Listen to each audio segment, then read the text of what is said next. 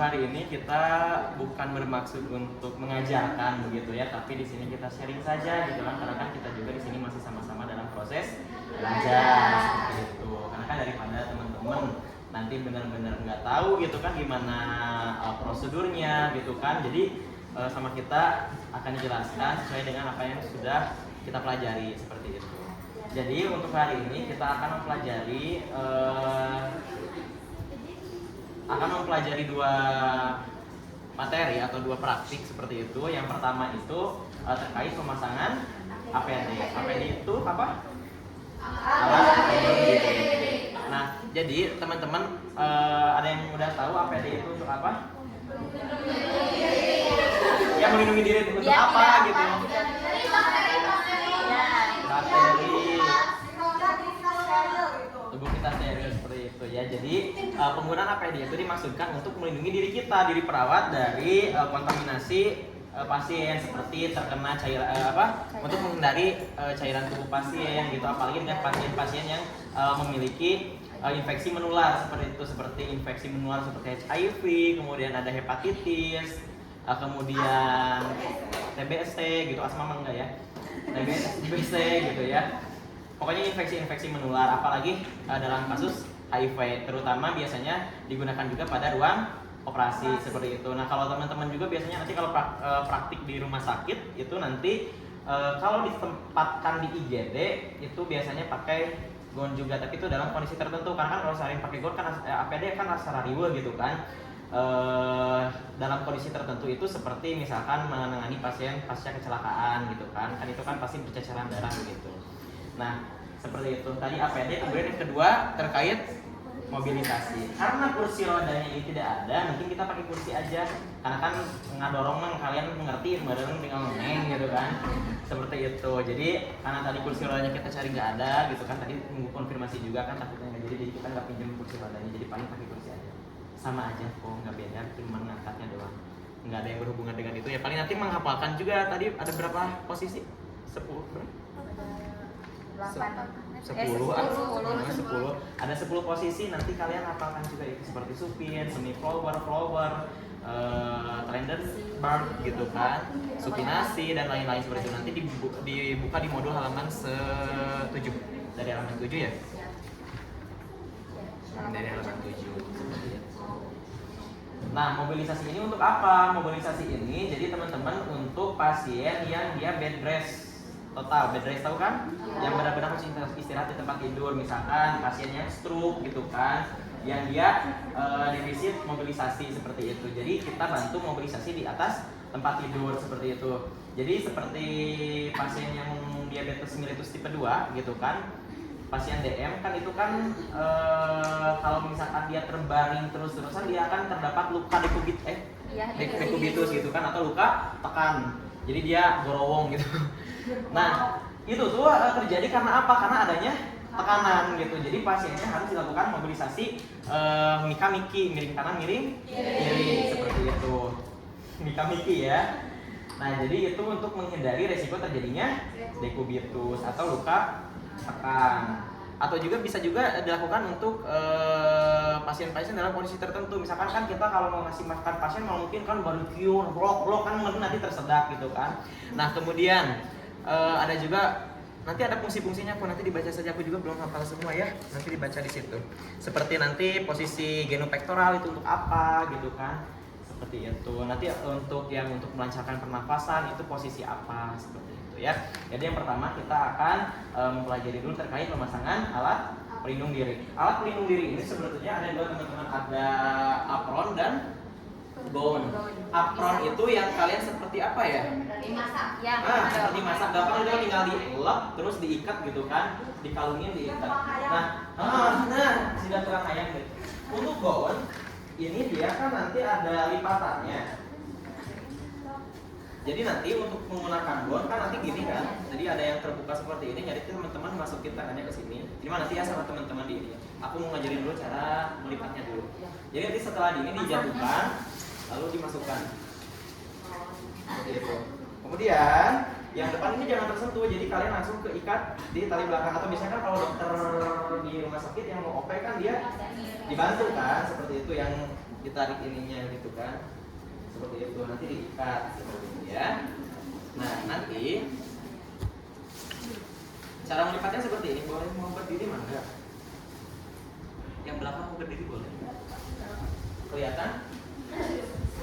Jadi nanti ininya posisinya di depan. Jadi si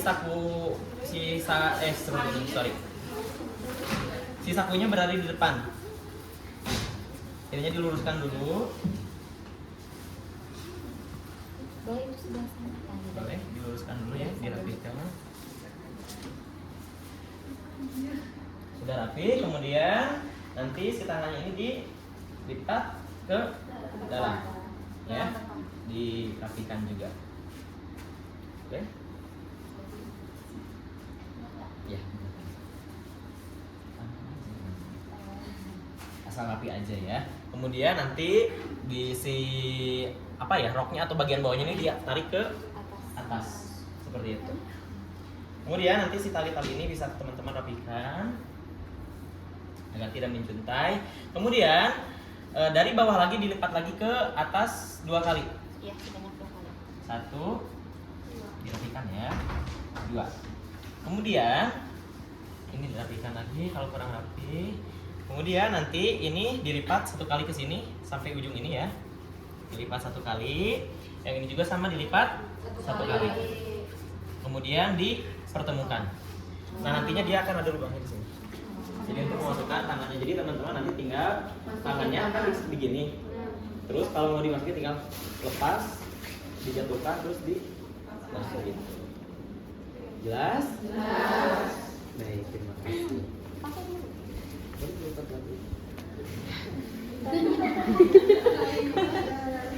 Ini sama ini aja lipatnya biar coba. Oh, coba. Oh iya, mau nyobain lipat sok. Mau terus videoin Opera 1, 2. jangan gitu dong.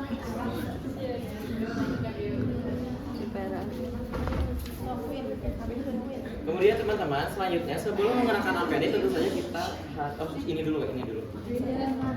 Salah Vera. Enggak, sok bener. Salah nah, gimana? Bener wae mah jangan. Tangannya aja. Nah, kayak ngelipat baju aja biasa gitu. Yang rapi tuh Opera 1. Sabar atuh ini. Tarik. Talinya 2 kalian. Eta talina heula. Asa deg-degan nih. Lipat 2 kali. Ngadep lampu cara merenya dulu. 2 kali. Nah, kalau gitu-gitu jadi bikin deg-degan gitu teh. Nah, ini pertemukan, ini ke tengah. Nah. Lalu blok. Coba ada liangan nggak? Ada. Nah, berarti betul. Nah, nanti pas mau menggunakannya si yang melakukan ini tuh berada di atas, tong di bawah. Kamu di bawah, kita dibalik nonggeng kamu gitu kan. Jadi ininya di atas si kerahnya. Ya, jangan terbalik begini pas mau masang. Jadi kerahnya di atas. Kan beda tuh kan, ini mah kan di bawah kan, ini kerahnya di atas tuh kan kelihatan. Kontras seperti itu. Terima kasih. Kemudian untuk penggunaan APD yang disiapkan apa saja?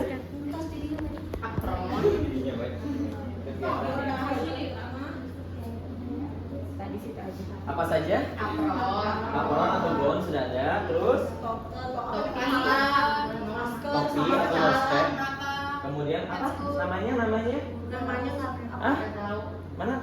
Google. Bukan Google Gemini, bukan. Google ini. Ya, Google. Jadi lain kacamatanya. Google.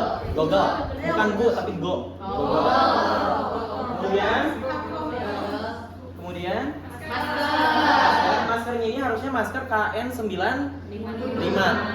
Kalau di orang ini ya, cuma ini anehnya. Tidak apa. Kemudian handscoon-nya handscoon bersih atau steril?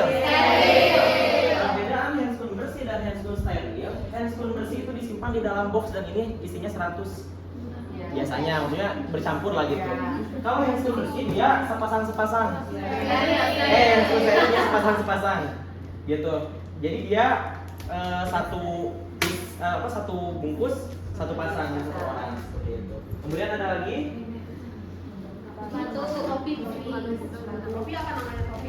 Ya tadi. Cap. Satu lagi. Sepatu boot. Betul, rectangle. Oke, sebelum melakukan pemasangan APD kita harus yang paling pertama apa? Cuci tangan. Berapa langkah? Bagaimana? Gini. 1, 2, 3, 4, 5, 6. Kemudian bilas menggunakan air.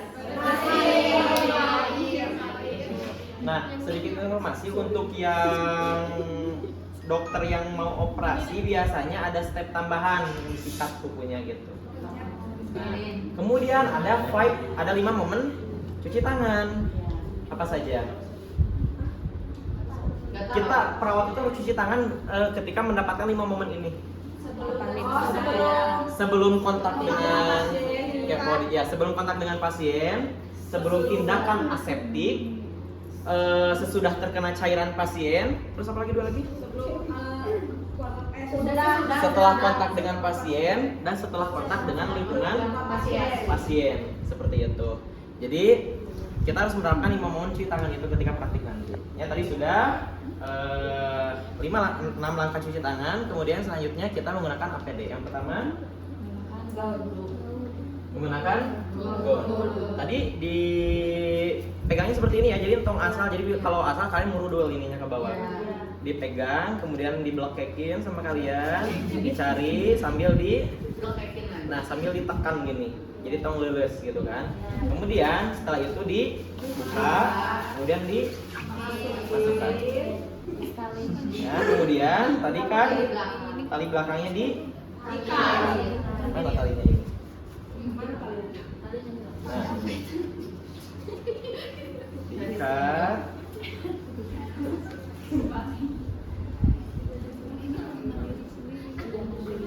Kemudian tali yang ini diikat. Mau di belakang, mau di samping, tapi biasanya di samping. Sebelah sini.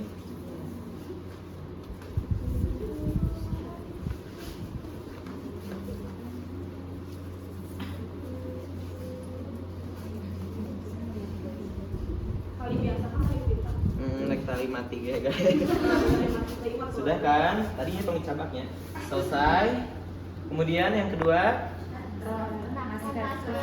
menggunakan masker. Nantinya menggunakan masker itu tong segawanya dicabak teman-teman. Jadi kalian langsung ambil saja talinya. Misalnya nanti gitu kan, bolak ya. Terus kan di sini ada 2. Kalian tahu kan? Ada yang kawatnya sama yang enggak. Yang kawatnya disimpan di atas. Kemudian ininya ditekan, dipaskan dengan hidung kalian sampai tidak ada celah, sampai ininya nggak berembun kalau pakai kacamata. Begitu. Biasanya kalau kain 95 dia nggak akan nembus ke atas, dia lebih rapat dari masker bedah. Kemudian yang ketiga Google. Dipasang aja langsung. Kalau itu gue dipegang dulu. Apanya? Ya talinya aja ya. Ini pegang. Talinya aja, jadi jangan dipegang semuanya, talinya aja. Tali pun itu bagian belakang. Ya betul kan? Pasang. Selesai. Kemudian Gak apa-apa dia. kemudian Penutup kepala. penutup kepala.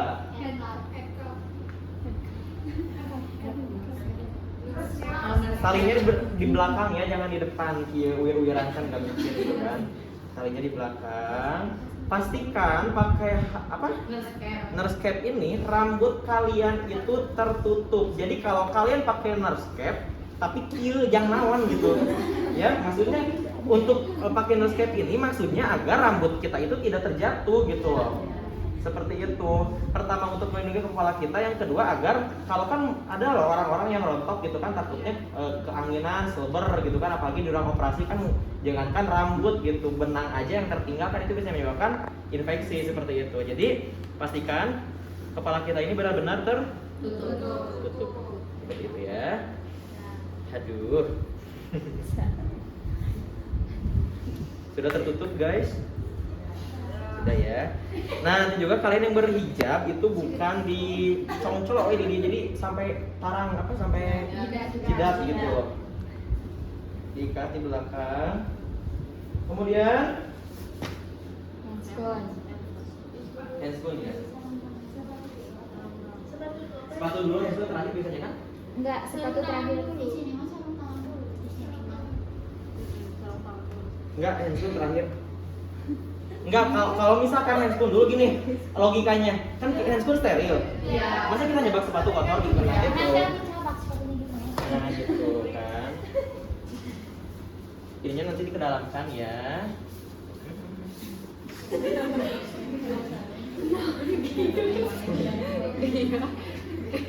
Pilihannya nanti selesai, kemudian handscoon. Kita cari handphonenya kan dia ada, lihat kan ada open di sini kan. Kalian bukanya bukan di break gitu aja, tapi di gitu. Di blokekin ini, dipetekin. Pegang. Gitu kan. Aduh kurang.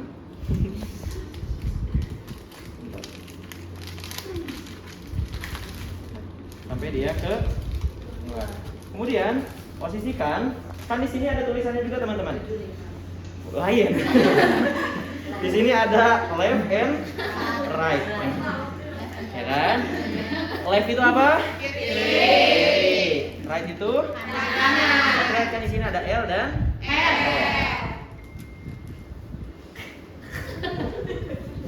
Kemudian kita buka lipatan atas dan bawahnya. Kemudian kalian tolong dicabak ke dalam, tapi ditarik yang ininya nih. Kan ini udah lipatan lagi kan? Nah kan gini kan? Kan tadi seperti ini. Tarik. Dibuka. Kemudian atas bawahnya dibuka. Kemudian yang sebelah sini ditarik dulu. Selesai. Buka dulu ya, kurang terlihat ini. Buram kacamata nak. Kemudian teman-teman, pada handscoon steril ini dia itu sudah terlipat seperti ini. Jadi nggak langsung kayak gini, dia ada lipatan seperti ini. Kan sudah pernah lihat? Nah seperti ini, begitu. Kalau sebelumnya ini mah ya Allah. Nah jadi dia kelipat kayak gini nih. Baiklah di sabaknya, ceritanya gini mah. Dia terlipat seperti ini, tertekuk. Kemudian kalian bebas mau pasang dulu yang kiri atau yang kanan. Bebas, gimana enaknya kalian? Kalau aku mah kiri dulu. Terserah ya, itu mah gimana orangnya aja. Kalau pemasangan pertama ini yang dipegang adalah ininya, bagian dalam.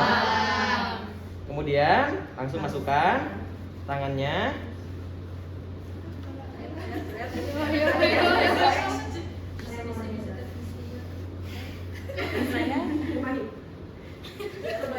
Ini nanti saya jelaskan. Kalau misalkan susah masuknya, kalian tong heboh dipegang-pegang ngelak. Ya udah gini dulu aja, nggak apa-apa. Serius emang gitu teorinya. Kalau misalkan susah masuk, misalkan nyelepet si tangan kalian tuh gitu kan. Misalkan tangan kalian itu nyelepet gitu di sini susah masuknya gitu kan. It's okay. Tuh misalkan ini kelingking sama ini nggak masuk ya udah. Jadi kalian jangan repot ngurusin ini dulu. Terus masukin ya handscoon yang sebelahnya lagi. Yang ini jangan dipegang dalamnya, tapi dari dalam dikodok gini tuh. Di lipatan yang tadi tuh. Kan? Dikodok seperti ini. Kemudian dimasukkan.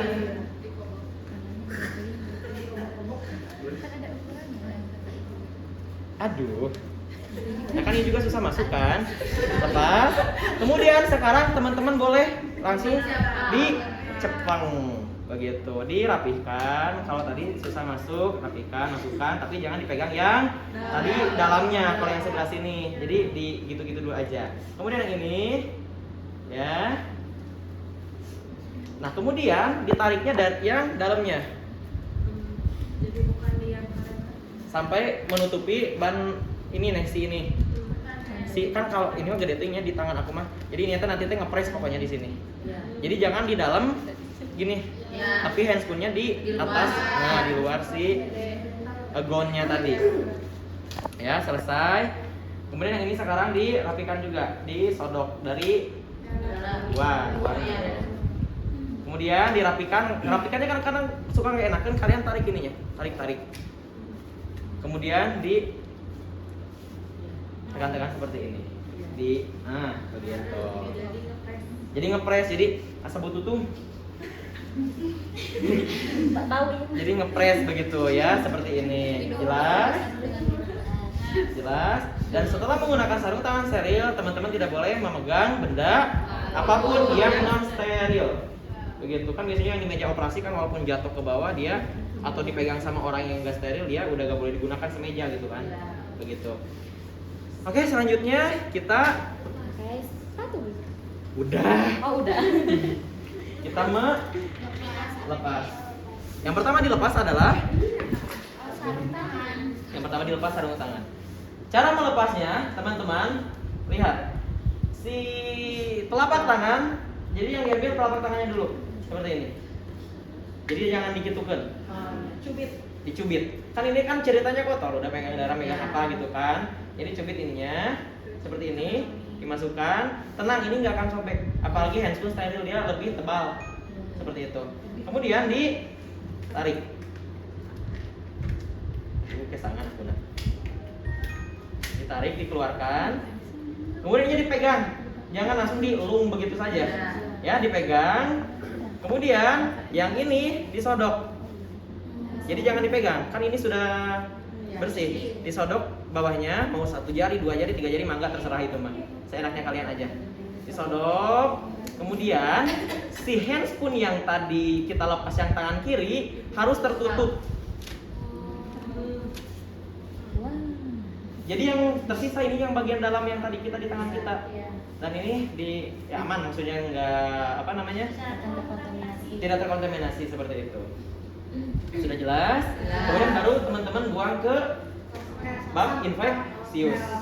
Karena kan ini infeksius ya ke tempat sampah medis atau tempat sampah infeksius. Jadi jangan dibuang ke tempat sampah sembarangan begitu. Kemudian selanjutnya yang dibuka adalah Kacamata. goggle. Oh iya, sorry. Yang dipegang adalah yang tali belakang. Mana ya talinya? Oh iya. Tulalit sekali aku. Dibuka begitu. Jadi ketika kalian melepas APD itu jangan menyentuh bagian depan, karena bagian depan yang paling infeksius dibandingkan dengan bagian yang belakang. Setelah dibuka, simpan ke bak. Kemudian yang ketiga gown. Dibuka talinya.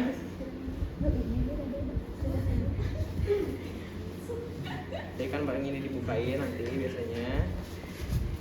Kemudian saat melepas jangan ditarik seperti ini, gitu. Tapi dari dalam keluar. Begitu. Ya. Udah aku diginiin doang ya. Digituin. Biasanya kalau nanti di ruang OK atau itu ada yang narik ininya, begitu pakai apa sih sejenis apa bukan korentang apa yang namanya? Oh ini tarik di gibri-gibri gitu, jadi jangan sampai begitu betul. Nah kan, setelah itu nanti ininya jangan langsung dilung begitu saja teman-teman, dilipat dulu, ya, karena kan ini infeksius, yang infeksius dijadikan di dalam. Bebas, yang penting dia ke dalam. Baru disimpan ke bak infeksius. Setelah itu membuka masker dari belakang juga. Ya, jadi jangan pew gitu ya, enggak. Dari belakang ke depan.